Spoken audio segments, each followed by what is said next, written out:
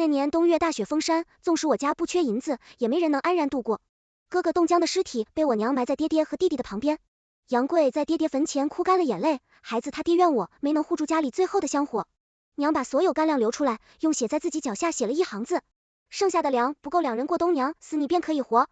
我抬头时，娘已吊死在屋顶，我是抱着娘的尸体哭晕过去的。在醒来的时候，我竟听见娘在院子里教训下人：你们这些下人，给我记住了，我们苏家不缺银子，尤其在星号上更不缺。像这些过夜的剩肉剩菜，你们该丢就丢，别省。我一咕噜从床上翻身，来不及穿衣，像火炮似的窜到门外，急得口水和眼泪一起流了下来。娘，你做什么？这可是肉啊，怎么能丢？饥荒的那年冬天，我连米汤都没敢多喝。看见这块肉，我像做梦似的狠狠咬了下去。娘吓了一大跳，灵儿，你怎么了？丢在狗碗的里，肉不能吃了。我放下嘴里的肉，满眼泪花。娘，你听我说，再过1个月就要雪灾了。大雪下了整整3个月，所有的山，所有的路都被雪盖住了。村民因为这场雪饿死冻死，那时候米比金子还贵，我们家就算有再多的银子也没用了。所有人都以为我疯了，我娘只好驱散旁人，把我拉进屋子里。梨儿，你说的这些可都是真的。我将饥荒时夏家把我卖掉的事儿给爹娘说了一遍。我爹气得火冒三丈，夏家小郎竟是这般对你闹饥荒时，他赶你出门竟是为了给继子留粮，亏他还是个读书人，竟这般无耻。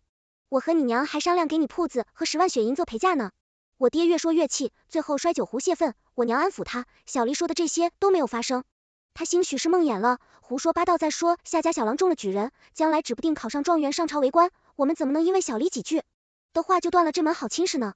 我急忙摇头，不，我绝不嫁他。他读书人自视清高，从未瞧起我这个商女。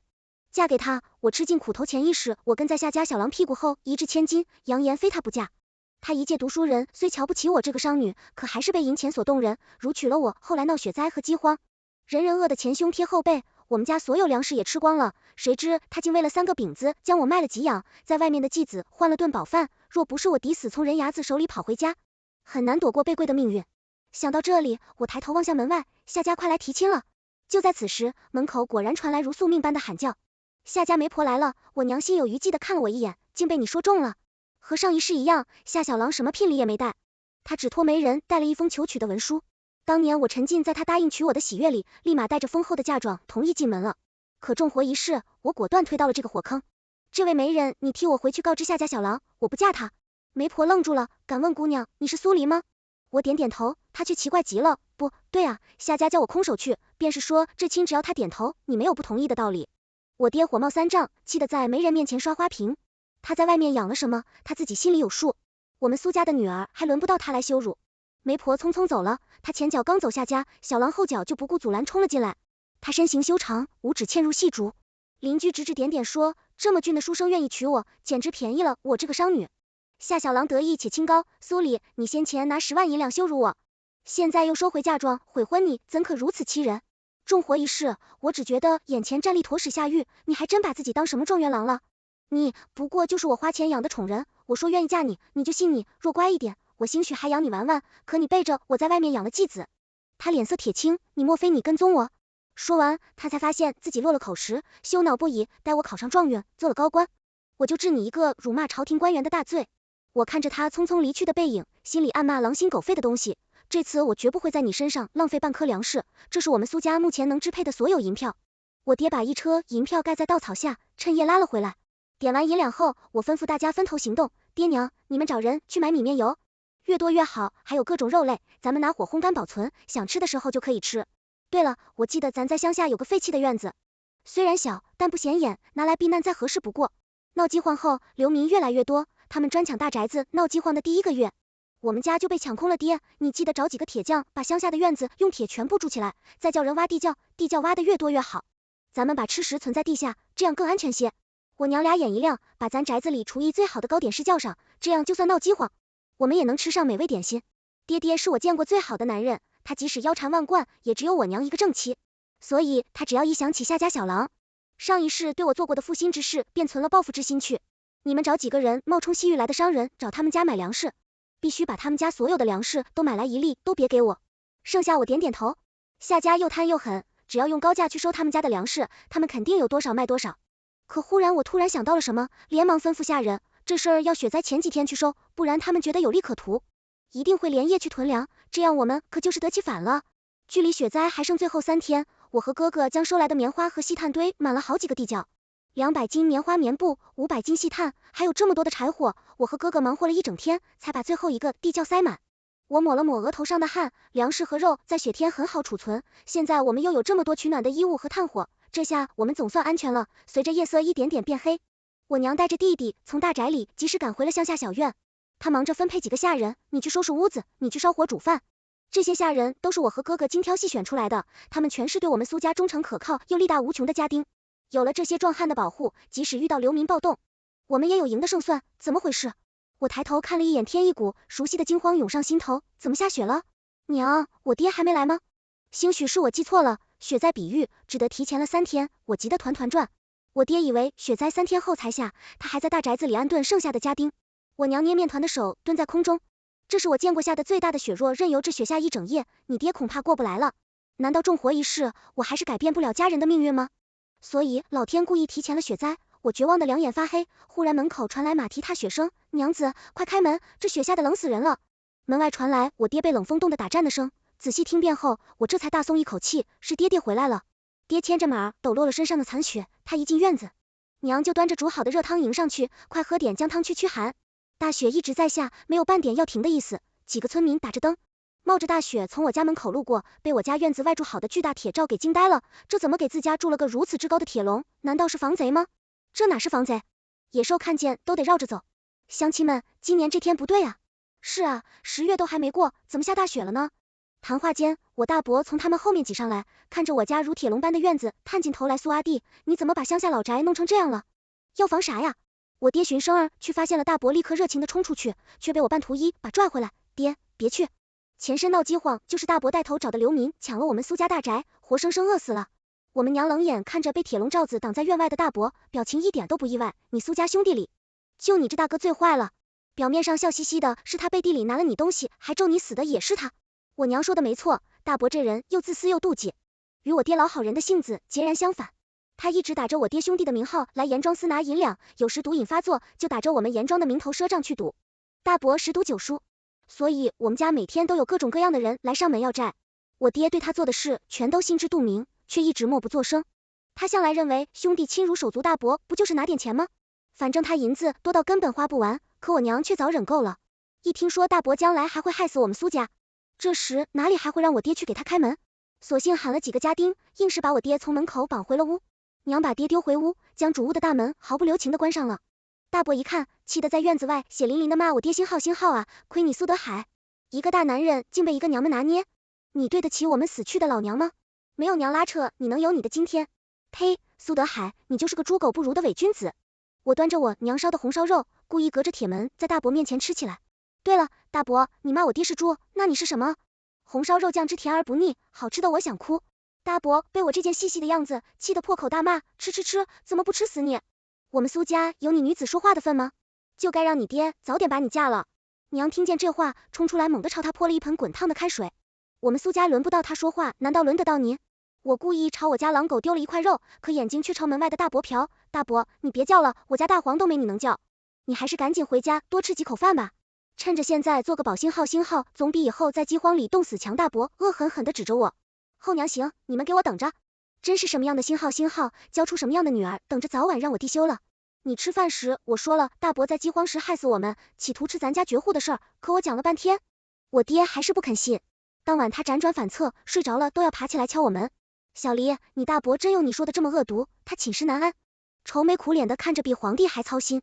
瞧瞧这雪灾已经来了，那村民怎么办？他们会饿死冻死，而我们苏家取之于民，理当分发粮食接济他们。我爹苏德海人如其名，厚德爱管闲事，事儿管得比海还宽。为了打消他这念头，我狠狠泼他冷水。饥荒的时候饿死一大片，那时人饿起来做的事比牲口还不如，哪还会有人性？全是凑热闹趁火打劫的潜意识。他们抢空我家的粮，还嫌不够粮，还在吃奶的弟弟都没放过爹，觉得他们可怜。可他们呢，恨不得我们苏家永远消失在这场饥荒里。我爹一听又气又惊，总算不再提起要救济村民的事儿了。雪已经下了3天3夜，村民从我家门口路过时，互相交换消息说，今年这场大雪来的又早又急，积雪堵了山外的官道，并封住了运河，所以咱这儿的粮食和肉越来越贵，大家都快买不起了。有些察觉到的已经闭户藏粮，足不出户，可这还只是刚刚开始。当初这场暴风雪断断续续连着下了3个月，第1个月大雪封山，去粮仓运粮的人全被雪困死在途中，而接济的朝廷官兵迟迟不来，大家粮食有限，为了活下去，就有强盗到处流窜砸门杀人。抢家劫舍第2个月，雪依然断断续续地下，可大家早已吃尽余粮，烧空柴火和炭，饿死冻死了很多人。第3个月，大雪已经差不多停了，可那时我们所有人的房子尽数被埋在雪里，作物全部被毁。我们在漫长且寒冷的饥荒中开始了十分艰难的家园重建。小黎，快来吃哥给你烤的鸡翅，滋滋冒油的翅尖被我哥从后厨端出来，馋人的香气瞬间将我从回忆里拉了回来。他极宠溺地看着我，小黎哥给你在院子里养了鸡，以后小鸡变母鸡，母鸡下蛋生小鸡，在这雪停之前，你想吃多少鸡就吃多少。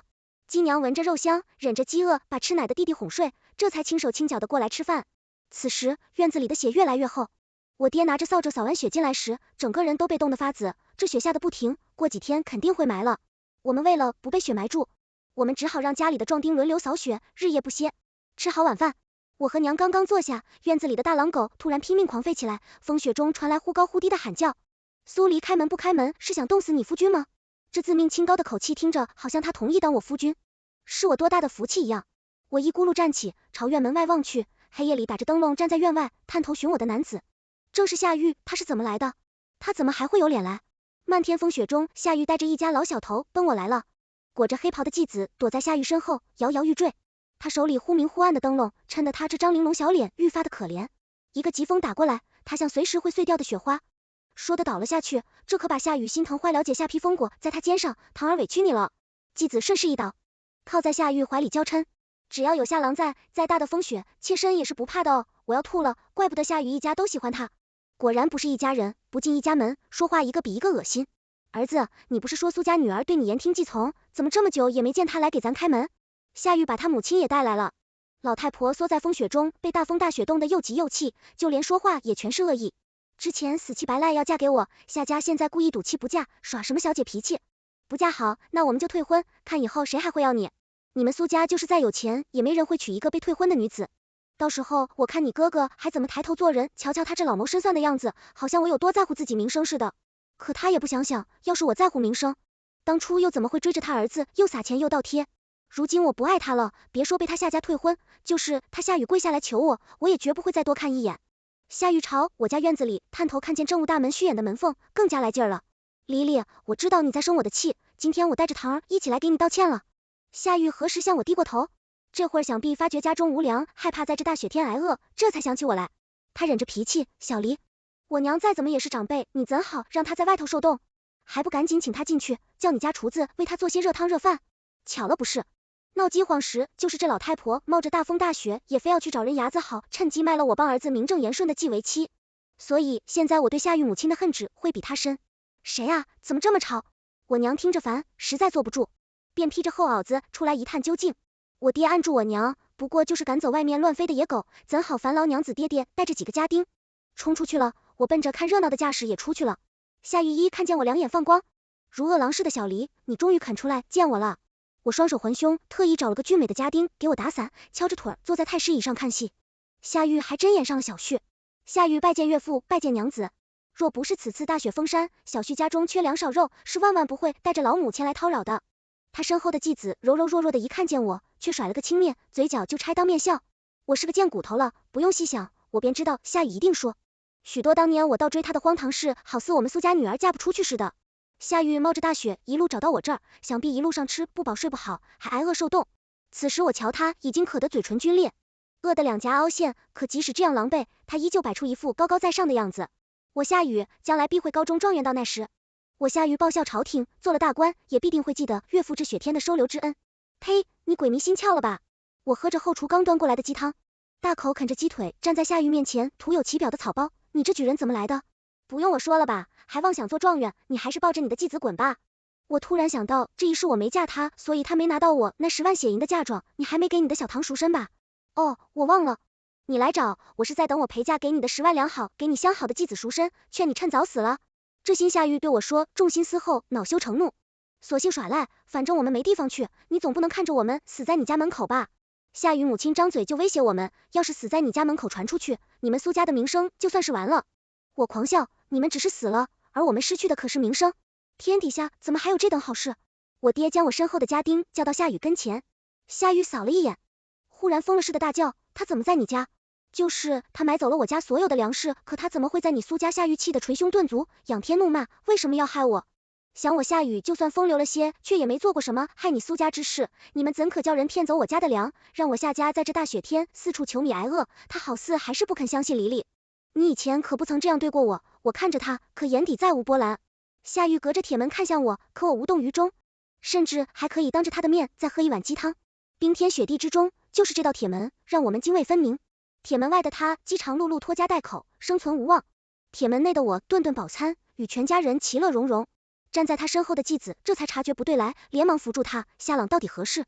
夏雨母亲明白过来了，她捂住胸口，却还是气急攻心，喷出一口鲜血。天杀的苏里，咱家的粮竟是被他家的家丁骗走的。我摇摇手指，哎，怎么能是骗啊？我们未卜先知，提前囤粮罢了。倒是你们当时把米当金子卖我时，怎么没察觉出不对来？夏雨搀扶住他的母亲，已对我已生了无尽恨意。苏里，你给我记住了，我夏雨从今日起绝不会再多看你一眼，就是饿死也绝不会问你讨半粒米。说完，他果真带着相好的继子和母亲头也不回的走了。第一星号风雪结束时，我们安安稳稳吃饱喝足。因为囤了太多食物，余粮足够我们一家人吃上几年，所以没有刻意去挨饿省粮。可与我们家不同的是，周边的村民们已经逐渐开始闹饥荒了。不过此时大家还算冷静，因为所有人还在期盼着朝廷会派人赈灾，甚至以为这场暴风雪就此停歇，迎来天晴。可他们不知道，雪是不会彻底停的，而这场雪灾导致的饥荒和疫病折磨了我们整整3年。这一星号雪过后，老天仍不给我们喘息的机会，要不了几天，大雪还会卷土重来。就是他们听我说，里头住着的是我兄弟苏德海，他可是城里赫赫有名的富商，我们都快饿死了，可他们今早吃的什么是香喷喷的肉馒头？各位好汉们，只要今天大家想办法弄坏这些铁门铁网，我们就能抢走他屋里的粮食和肉，这样大家有救了，全部的村民也都会有救的。我爹听见大伯的声音后冲了出来，想起我与他讲过大伯吃他绝户的事儿，原本始终不愿相信的他，这时所有怀疑全部化为恨意，当场宣布与他断绝关系。苏永海，我就当你是头生处，与你之间再无兄弟情谊，呸，谁他妈稀罕和你做兄弟，你就是个软骨头，给我们苏家子孙丢脸。这家你别当了，还是换我来。大伯与前世一样，说完这2句话，就举起石头带头朝我们砸过来。各位英雄，大家把这铁做的罩子砸了，只要铁罩一坏，我们就冲进院子里抢东西，大雪肯定还会再下的。为了家里的妻儿，为了全村人的性命，大家冲啊！想想有时命运还真是难以改变啊，即使重来一次，我们换了对躲在乡下老宅，可带头想弄死我们的还是大伯苏永海。这些杀过人的流民早就对我们家的粮食红了眼，在大伯的撺掇下，他们个个当自己是上梁山的英雄好汉，竟打着惩奸除恶的名义，使尽浑身解数砸我家的铁门铁网。可这群流民起码费了10把斧头，也愣是没砸动我家院外的铁门。要不你们还是歇歇吧。老实讲，这铁门不是一般的铁门，是我爹花了重金找大师铸的，里头的窍门我也不懂，反正是给皇帝修过陵墓的，说只要是他亲手铸的铁，千年不坏。我坐在院子里给炭盆加炭，悠闲的喝着热茶，身后站了一排吃饱喝足的壮汉家丁，像大力金刚似的凶悍威猛。而我抽空看了一眼，发现这些流民中有许多熟悉到令我发恨的脸。我心想，这老天一定是帮我的，就算我挪了地儿，害我们苏家的竟还是同一批人，所以你们死在我手里，绝不冤枉。我喝完热茶，在炭盆上烤了些橘子，一边剥橘子皮，一边故意给大伯下套。大伙听好了，在这给你们带头的男人叫苏永海，他说我大伯他原先和我们是一伙的，是我们故意叫他让你们砸我家，这是我们的苦肉计呢，为的就是找个由头把你们全部聚过来，杀了好抢了你们的斧头，扒了你们身上的袄子过冬呢。暴动的村民终于停下打砸我家铁门的动作，他们不想停也得停，因为我爹花重金找了这世上手艺精妙、堪比鲁班的机关大师，这些铁网像个罩子一样将我们家保护起来。虽然平日里看着平平无奇，可只要我轻动机关，地面就会缓缓升起害人的毒箭，这些毒箭密密麻麻的升起来，就如同吐着信子的毒蛇般，一一朝外向。这些饥肠辘辘的流民发出致命的威慑力，在人吃人的饥荒里，有一样东西比粮食还重要，那就是武器，谁掌握武器，谁就掌握了生死大权。流民虽残暴，可他们仍是怕死，不过也有气过头忘了逃的，将我大伯团团围住。好，你个苏永海，亏我们如此信，你还将自家粮食分给你，你竟是这样算计我们的来杀了他，不然我今天就是死也不会瞑目。我摸着院子里的大黄狗，悠闲的看着外头的好戏。苏永海步步后退，如绝命之徒般跪地求饶，各位兄弟，你们误会我了，别信他的。他在里面吃着山珍海味，故意挑拨我们兄弟伙之间的感情。我和你们是一样的，家中无粮啊，若与他勾结，怎会落得如此田地？苏永海是被几个暴民徒手打死的，在死之前，他因恐惧而瞪大了眼睛。我相信这些杀死他的人，也曾无比的信任他，愿意跟着他一起暴动。明明有我爹这样忠厚可靠的亲弟弟，在苏永海却仍是被嫉妒蒙蔽双眼。他想做我们苏家的主，想得发疯。即使没有这场饥荒，他也迟早会找机会分裂我们。苏家苏永海死后，打死他的流民消了怒火，决定撤走。可已经晚了，我已经按下机关，顷刻之间，上百支密密麻麻的毒箭飞了出去。这些上辈子害死我的暴民，一个都没活成这场暴动过去以后之后发生的事儿，竟与上一世有了明显的变化潜意识。苏永海撺掇暴民四处搜刮，逐渐在饥荒的这几年里形成了自己的恶势力。他霸占我家的粮，手里有了筹码，便称霸一方，给自己封了官，胡作非为。凡是顺从他的饥民，多少都能分到粮食；不顺从他的，则被杀被抢。而我爹苏德海前世就是太过信任他，才死了他的手里。那时爹爹死前求他放过还在我娘怀里吃奶的弟弟和家人，可苏永海偏偏当着我爹的面，亲手杀死了刚刚睁眼喝奶的弟弟。如今苏永海死了，前世四处爆发的流民竟少了很多。娘子，咱给小儿子取个乳名吧。白天大伯被流民杀死的时候，我爹是亲眼看见的。这个爹爹原先是做兄弟的手足，此时他却连提都不提，乐呵呵的抱着我刚吃完奶的弟弟。这风雪快点过去吧。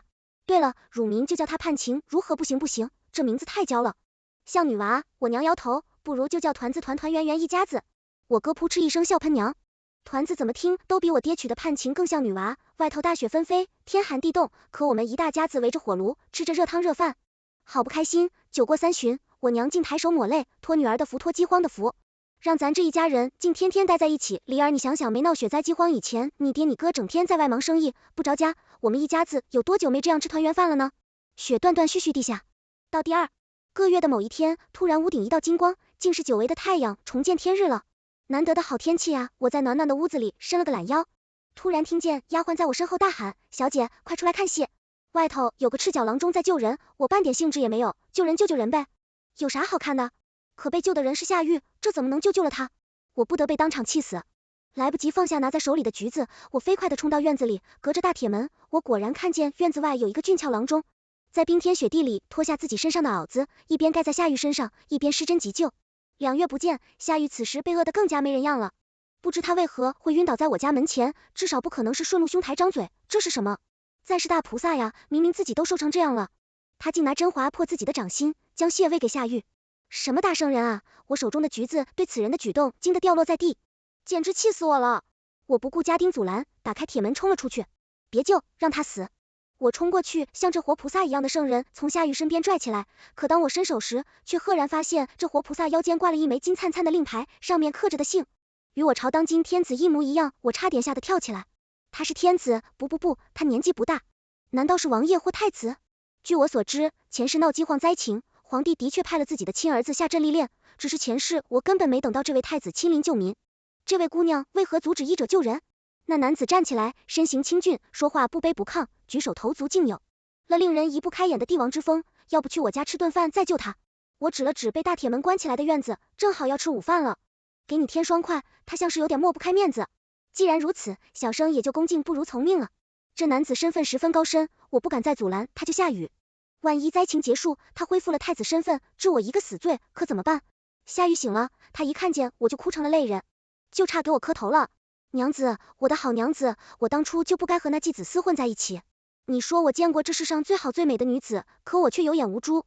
当初竟抛下你这枚璞玉与那恶毒虚伪的继子在一起，那星号的毒妇，他为了几个玉米饼子，竟将我娘卖给了人牙子。我亲眼看见我娘被人牙子拖走，我原以为我娘跟那些人走，好歹有口吃的，可谁曾想说到伤心处，夏玉泪流满面，他们竟然将我娘……我知道饥荒时有很多灾民想在死之前吃顿饱的，他们会用家里最后一个饼子换肉，至于是什么肉，今生我也不愿再提。夏玉摇摇欲坠的跪在我面前，声泪俱下，几乎把他毕生所有的尊严都用在求我这件事上了。是我不好，娘子，你救救我，你要是不解气，我去把那继子绑来，仍有你打，仍有你骂，只要你能给我一口吃的。夏雨，你能不能有点骨气？我拿鼻子朝他哼了一声，当初是谁说的，说从此不再多看我一眼，也绝不吃我。苏家半颗米，夏玉半跪在我身边，定是娘子记错了。这话不像是人说出来的，是狗说的，不是我。夏玉似乎还存有一丝侥幸，心指了指一旁洗帕子的男子。他就是你找来救我的郎中吧？我就知道，娘子你旺夫，只要和你待在一起，我就有福气。我起身朝他呸了声，你若再敢乱喊，我就立刻把你丢出去。娘姑娘夏玉硬生生改口。苏姑娘，总之我夏玉能与你认识一场，也算是人生之大幸了。你别急着谢我，我用自己从未用过的温柔声音，端庄之礼的走到收针的白衣男子跟前，这个夏玉就是勾结苏永海，耽误了您救灾的罪魁祸首。前一时的苦算是没白吃，也得亏是我记性好。想起当年饥荒还在夏雨家中挨饿时，看见我大伯苏永海多次与他窃窃私语，他俩勾结应该是有一阵子了，只是我重活一世后才琢磨出了端倪，怪不得前世苏永可以自此摸清我们苏家的底细，定是与夏玉商议好了，合谋除掉我们。苏家好吃空，我们夏玉跟在他后面出谋划策。想必当年太子带着官兵艰难的赶来赈灾时，遇上的流民强抢里头也一定有夏玉的功劳。而就在夏玉刚才昏迷的时候，我也察觉了太子的身份，并与他将所有线索对了一遍。最后我与太子确定，雪灾最初的那几日，就是夏玉带人故意指错了路，导致太子和他的亲信差点死在了无路可走的雪山之中。夏玉，你可知罪先前划破手掌为雪救人的圣人，此时浑身发出肃杀的气息，居高临下的看着跪在地上的夏雨，怒道：你这举人又是怎么来的？本宫最恨有人在考场上作弊，与你私通钱财，帮你作弊的考官是谁？说出来便留你个全尸。夏玉脸色煞白，扑通一声跪在地上招我什么都招求太子饶我一命。那日之后，太子就留在我家了，而我爹听了太子割血救人的事儿，竟无比震撼，菩萨心肠却黑白分明，他将来定是个爱民如子的明君啊！大雪仍是没有停过，在太子救灾期间，我爹娘丝毫不敢怠慢，将地窖里的粮食拿出来献给了太子。有太子坐镇，草民定当竭力相助，这些粮请太子全权分配，救难民于水火起来吧！听说你叫苏德海若，这场饥荒安然度过，本宫回去后定当禀明父父，给你苏家重重封赏。忽然太子将目光移到我身上，苏里，你别装得这么乖顺，本宫都看见你憋笑的嘴了。可是我能不笑吗？封赏 A， 我钱见得多了，就是还没做过官家小姐，前世受难了3年的饥荒，现在竟然在3个月的大雪之后，一切逐渐恢复了生机，日子越来越敞亮了，以后属于我们苏家大好的时光还多得去呢。